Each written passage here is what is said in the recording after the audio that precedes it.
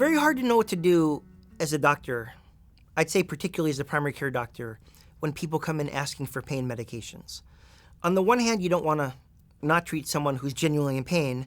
On the other hand, you don't want to give someone pain medications who's not in pain, because then you add to the black market of opioids and the person could take it or sell it and someone could overdose on the medication. So it's a very difficult situation whenever someone comes in asking for opiates. I tend to be an awful person to ask for opiates just because I've suffered from opiate addiction. And a saying in recovery, which is an age-old saying which is really important, is that you can't bullshit a bullshitter.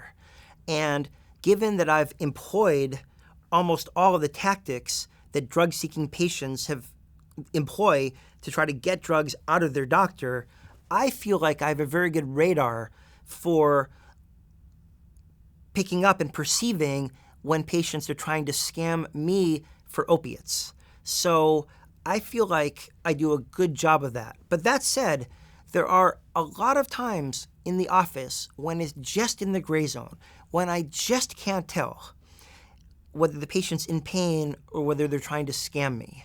And then I'm faced with this, this really unsavory choice. Do I want to go home at night and feel like I was scammed, or do I want to go home at night and feel like I was this cruel doctor that didn't treat someone's pain?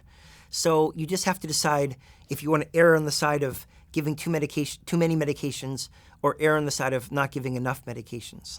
You know, it's interesting. I once so much didn't want to face this dilemma that I prescribed Percocet for a patient that was claiming he had back pain and a limp. But I went to the trouble to follow him out of the office. And I followed him for like 2 blocks because I was just dying to know whether he'd stop limping when no one was watching him. And for the first block, he limped. A block and a half away, he limped. But by 2 blocks, miraculously, he was cured, and he completely stopped limping, and he was walking perfectly. So I discovered that he was completely lying to me and scamming me for opiates. So it's hard to tell, and you don't exactly know what to do. But you want to give people the benefit of the doubt. But opiate addiction is such that it causes people to be dishonest, and it affects people who are so desperate for the medication that they'll flat out lie to you to get it. And they're very convincing because they convince themselves because they think they do need it. And they do need it in some senses because they're addicted.